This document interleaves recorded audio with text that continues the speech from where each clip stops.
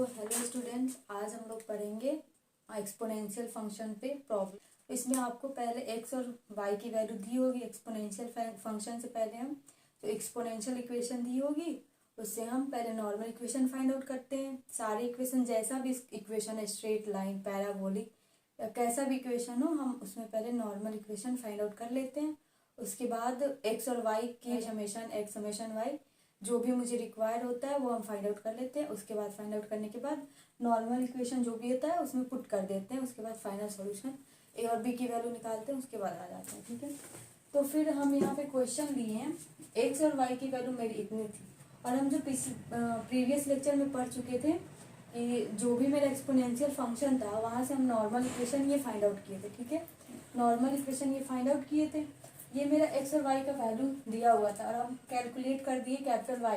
Capital Y की value क्या बताए थे आपको बच्चों? Log small Y. क्या बताए थे? Log small Y. सो ये कैपिटल वाई की वैल्यू हम लॉग स्मॉल वाई से लॉग 10 की वैल्यू 1, लॉग 15 की वैल्यू 1.1761, लॉग 12 की वैल्यू 1.097, लॉग 15 की वैल्यू 1.1760।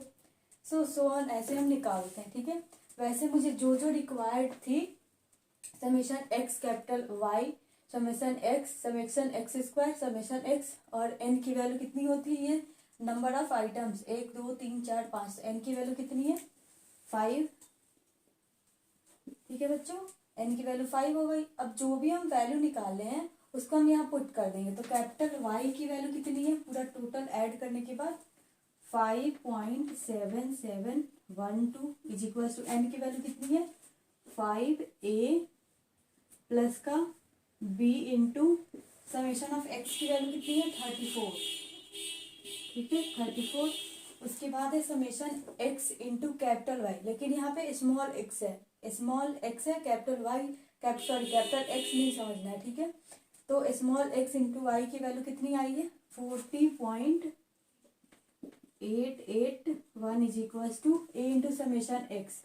ए इंटू समेशन एक्स की वैल्यू कितनी है? 34 plus B into summation of X square. Summation X square की वैल्यू कितनी आई है मेरी? 300।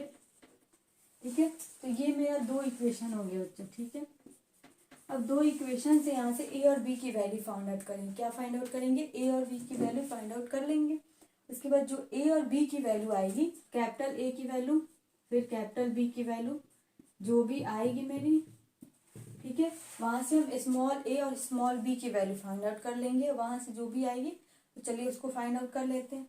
तो स्मॉल ए की जो वैल्यू आएगी, ठीक है बच्चों, तो ये मेरी थी उसकी वैल्यू कैपिटल ए और कैपिटल। अब यहाँ से स्मॉल ए की वैल्यू फाइंड आउट करेंगे। तो मुझे कैपिटल ए की वैल्यू पता होनी चाहिए, तो पहले हम कैलकुलेटर से कैलकुलेट कर लेते हैं कैपिटल ए और कैपिटल बी की वैल्यू। ठीक है, तो बच्चों कैलकुलेटर में जाने, कैलकुलेटर से सॉल्व कर पहले मोड पे जाएंगे, फिर उसके बाद इक्वेशन आएगा। यहाँ पे क्या आएगा? इक्वेशन है, फिर 1 पे क्लिक कर लेंगे। फिर कितना अननोन्स है यहाँ पे? मेरा ए और कैपिटल है और कैपिटल भी 2 अननोन्स है। फिर हम 2 पे क्लिक करेंगे। उसके बाद A1 की वैल्यू ये वाली हो जाएगी 5 इज इक्वल्स टू B1 की value 34 is equals to C1 की value 5.7712 is equals to A2 की वैल्यू कितनी है? 34 इज इक्वल्स टू B2 की वैल्यू 300 इक्वल C2 की वैल्यू 40.881। सो कैपिटल ए की जो वैल्यू आई है मेरी, कैपिटल ए की वैल्यू 0.992, कैपिटल बी की जो वैल्यू आई है 0.023। ठीक है बच्चों, तो ये कैपिटल ए और कैपिटल बी की वैल्यू आ गई। अब हम यहाँ से स्मॉल ए और स्मॉल बी की वैल्यू फाइंड आउट कर लेंगे। तो स्मॉल ए का वैल्यू क्या हो जाएगा? लॉग की प्रॉपर्टी होती है, अगर लॉग इधर आ जाएगा तो क्या हो जाएगा? Anti log of capital A. ठीक है, स्मॉल बी की वैल्यू कितनी हो जाएगी? स्मॉल बी की वैल्यू बी अपॉन लॉग ई, ये होता है मेरी वैल्यू। ठीक है, तो स्मॉल ए की वैल्यू कितनी है? एंटी लॉग ऑफ 0.992 और स्मॉल बी की वैल्यू, बी की वैल्यू कितनी आई है? 0.023 डिवाइडेड बाई लॉग ई। यहाँ से स्मॉल ए और स्मॉल बी की वैल्यू एंटी लॉग से, और यहाँ से इसकी वैल्यू फाइंड आउट कर लेंगे।